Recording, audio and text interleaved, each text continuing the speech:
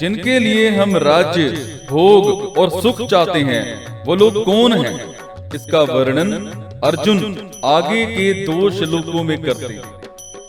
आचार्य, पिता, पुत्र और उसी प्रकार पितामह, मामा, ससुर, पौत्र, साले, अन्य जितने भी संबंधी हैं, मुझ पर प्रहार करने वाले भी, मैं इनको मारना नहीं चाहता। और हे मधुसूदन, मुझे त्रिलोकी का राज्य मिलता हो तो भी मैं इनको मारना नहीं चाहता, फिर पृथ्वी के लिए तो मैं इनको मारूं ही क्या। भगवान आगे 16वें अध्याय के 21वें श्लोक में कहेंगे कि काम, क्रोध और लोभ ये तीनों ही नर्क के द्वार हैं। वास्तव में एक काम के ही ये 3 रूप हैं।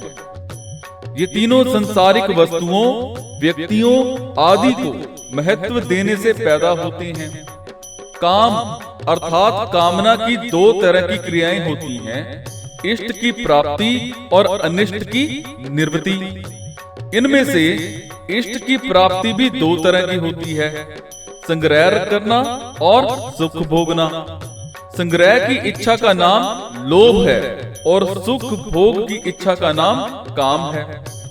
अनिष्ट की निवृत्ति में बाधा पड़ने पर क्रोध आता है, अर्थात भोगों की, संग्रह की प्राप्ति में बाधा देने वालों पर अथवा हमारा अनिष्ट करने वालों पर, हमारे शरीर का नाश करने वालों पर क्रोध आता है, जिससे अनिष्ट करने वालों का नाश करने की क्रिया होती है। इससे सिद्ध हुआ कि युद्ध में मनुष्य की 2 तरह से ही प्रवृत्ति होती है, अनिष्ट की निवृत्ति के लिए अर्थात अपने क्रोध को सफल बनाने के लिए, और इष्ट की प्राप्ति के लिए अर्थात लोभ की पूर्ति के लिए। परंतु अर्जुन यहाँ इन दोनों ही बातों का निषेध कर रहे हैं।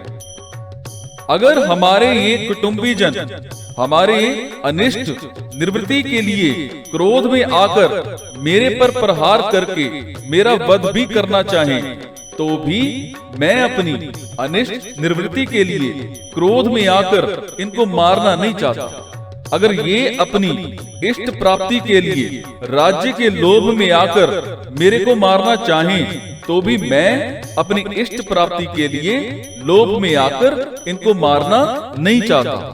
तात्पर्य ये हुआ कि क्रोध और लोभ में आकर मेरे को नरकों का दरवाजा मोल नहीं लेना है।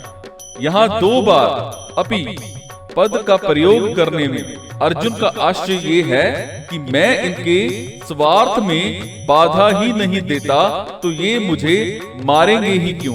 पर मान लो कि अगर पहले इसने हमारे स्वार्थ में बाधा दी है, ऐसे विचार से ये मेरे शरीर का नाश करने में प्रवृत्त हो जाएं, तो भी मैं इनको मारना नहीं चाहता। दूसरी बात, इनको मारने से मुझे त्रिलोकी का राज्य मिल जाए, ये तो संभावना ही नहीं है। पर मान लो कि इनको मारने से मुझे त्रिलोकी का राज्य मिलता हो, तो भी मैं इनको मारना नहीं चाहता। मधुसूदन, संबोधन का तात्पर्य है कि आप तो दैत्यों को मारने वाले हैं, पर ये द्रोण आदि आचार्य और भीष्म आदि पितामह दैत्य थोड़ी हैं, जिससे मैं इनको मारने की इच्छा करूं। ये तो हमारे अत्यंत नजदीक के खास संबंधी हैं। हमारा विद्या का हित का संबंध है। ऐसे पूज्य आचार्यों की मेरे को सेवा करनी चाहिए कि उनके साथ लड़ाई करनी चाहिए। आचार्य के चरणों में तो अपने आप को, अपने प्राणों को भी समर्पित कर देना चाहिए। यही हमारे लिए उचित है। पितर, शरीर के संबंध को लेकर जो पिता लोग हैं, उनका ही तो रूप ये हमारा शरीर है। शरीर से उनके स्वरूप होकर हम क्रोध या लोभ में आकर अपने उन पिताओं को कैसे मारें? पुत्रा, हमारे और हमारे भाइयों के जो पुत्र हैं, वे तो सर्वथा पालन करने योग्य हैं। वे हमारे विपरीत कोई क्रिया भी कर बैठें, तो भी उनका पालन करना ही हमारा धर्म है। पितामह, ऐसे ही जो पितामह हैं, वे जब हमारे पिताजी के भी पूज्य हैं, तब हमारे लिए जो परम पूज्य हैं, वे हमारी ताड़ना कर सकते हैं, हमें मार भी सकते हैं, पर हमारी तो ऐसी ही चेष्टा होनी चाहिए जिससे उनको किसी तरह का दुख ना हो, कष्ट ना हो, प्रत्युत उनको सुख हो, आराम हो, उनकी सेवा हो। मातुला, हमारे जो मामा लोग हैं वे हमारा पालन पोषण करने वाली माताओं के ही भाई हैं, अतः वे माताओं के समान ही पूज्य होने चाहिए। शवशुरा, ये जो हमारे ससुर हैं ये मेरी और मेरे भाइयों की पत्नियों के पूज्य पिताजी हैं, अतः ये हमारे लिए भी पिता की ही तुल्य हैं। इनको मैं कैसे मारना चाहूं?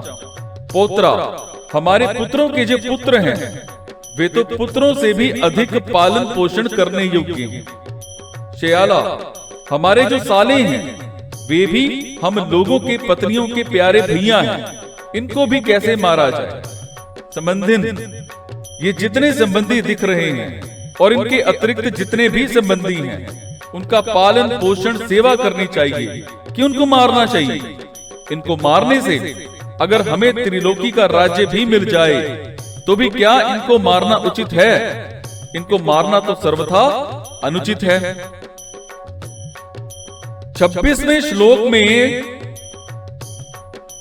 पितृनत पितामहान कहकर सबसे पहले पिताओं और पितामहों का नाम लिया गया है, और यहाँ आचार्य पितर कहकर सबसे पहले आचार्यों का नाम लिया गया है।